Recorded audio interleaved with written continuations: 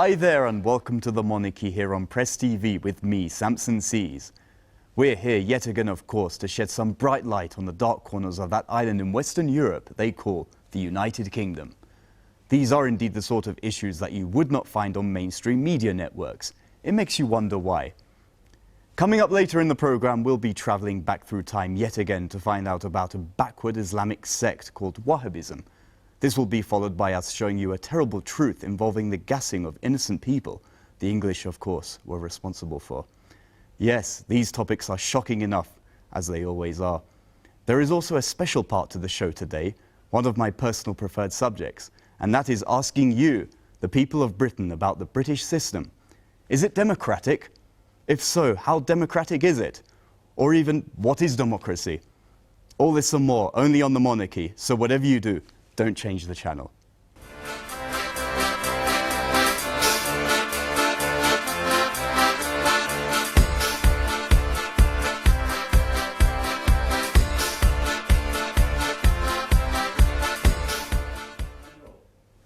Have you ever wondered why the British Prime Minister always bows down to that controversial monarch in Arabia, showing lots of respect every time?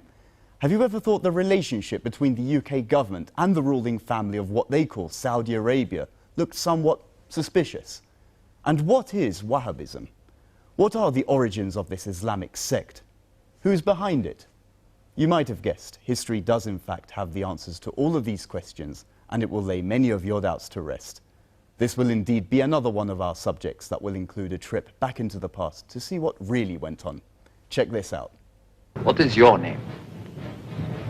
My name is for my friends.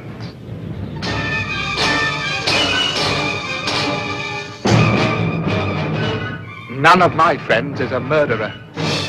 No one can reject the role of the British colonel, fashioned in Hollywood as the Lawrence of Arabia in the Arabs' fight against the Ottoman Empire and the subsequent formation of Wahhabi Saudi Arabia. However, that is not the whole story as far as Britain is concerned, because the Brits were there when the Wahhabi reading of Islam was first founded, even before Saudi Arabia existed. There are accounts, including the memoirs of Mr. Hempher, the British spy to the Middle East, that shows the British Foreign and Commonwealth Office created Wahhabism that takes an intolerant view of other interpretations of Islam and other religions. Even if such accounts are not precise, as several commentators have objected, Britain did create Saudi Arabia in collaboration with the Wahhabi Al Saud tribe and did use Wahhabis' intolerance and its old policy of divide and conquer to wage an internal war in the Ottoman Empire, which was the most serious obstacle to London's control over the Middle East until the First World War. Abdul Aziz bin Abdul Rahman Al Saud, who founded the Kingdom of Saudi Arabia in 1932, was a local ruler in the Arabian Peninsula when the Great War began. Following the outbreak of war, the British who were fighting the Ottomans established diplomatic ties with Abdul Aziz, and the two signed the Treaty of Dahrin as early as 1915, which made the lands of the Al Saud family a British protectorate. Abdul Aziz was a descendant of Muhammad Al Saud, who ruled the Najd area of the peninsula in the 18th century, who was a friend of the founder of Wahhabism, Muhammad ibn Abdul Wahhab, and who chose Wahhabism for his tribe for the first time. The British followed the treaty with a monthly tribute of £5,000, as well as huge supplies of arms, and helped the would-be king conquer the central Arabian Peninsula, especially the cities of Hejaz, Mecca and Medina until 1927. London replaced the Treaty of Dahrin with the Treaty of Jeddah on May 20, 1927, that recognized the Saud-held territories' independence, a move that helped Abdul Aziz start the Kingdom of Saudi Arabia on September 23, 1932. It was a win-win situation as Britain installed a regime ruled by one of its paid puppets to protect London's interests and used the Al Saud's Wahhabi beliefs to shatter its arch-enemy, the Ottomans, while Abdulaziz realized Al Saud's long-sought rule over the peninsula. Britain was indeed Abdulaziz's mentor from the very beginning, and the later Saudi monarch did not hide these ties. The creation of Saudi Arabia was also a victory for Britain in line with its original designs envisaged in Wahhabi Islam, whose founder was excommunicated by scholars of all other Islamic sects in the 18th century. Britain meant to open a chasm among Muslims to lay hands on the Middle East in line with the policy of divide and conquer, and Wahhabi's extremism was the key to London's ambitions. Indeed, it was initially illegal for a Muslim to wage war on another Muslim, yet Britain needed a new interpretation of Islam that would sanction such fratricide under the guise of jihad. That led to Wahhabism. Britain has kept Saudi Arabia as close as the early 20th century up until now. There are more than 150 joint ventures between British and Saudi companies, and some 30,000 British nationals are living and working in Saudi Arabia, while the Middle Eastern country is Britain's primary trade partner in the region. Britain has been a major arms supplier to Saudi Arabia since the 1960s, which has in turn supplied invaluable oil shipments to the West. The establishment see these very despotic regimes as key allies in terms of those key economic interests.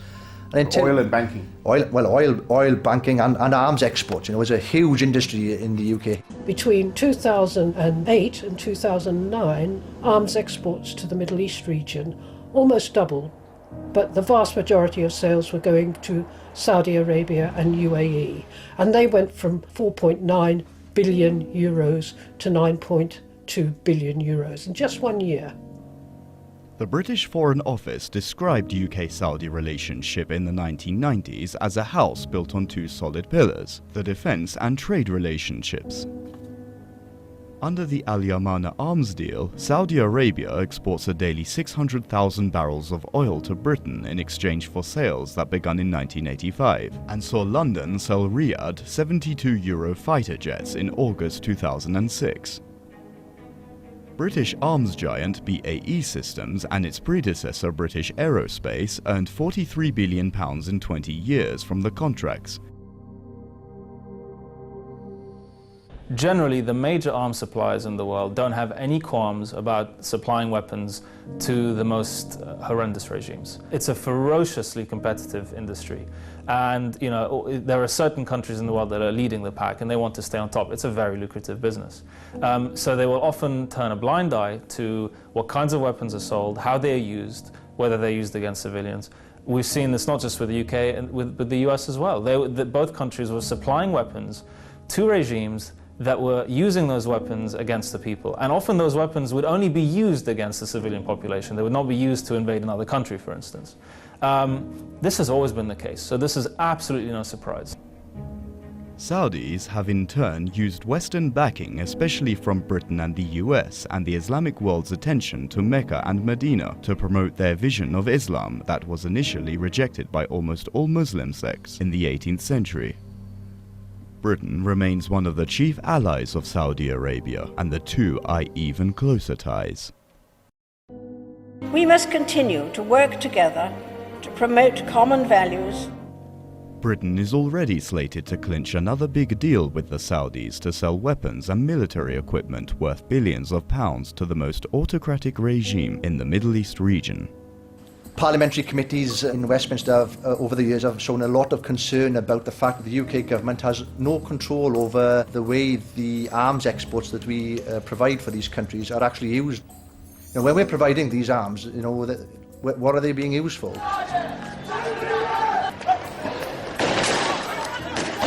Politicians themselves know that these countries are very undemocratic. If you look at the Foreign Office's annual human rights report and you look at the countries of concern, and some of the biggest countries of biggest concern are the ones they're selling weapons to. It's quite astonishing.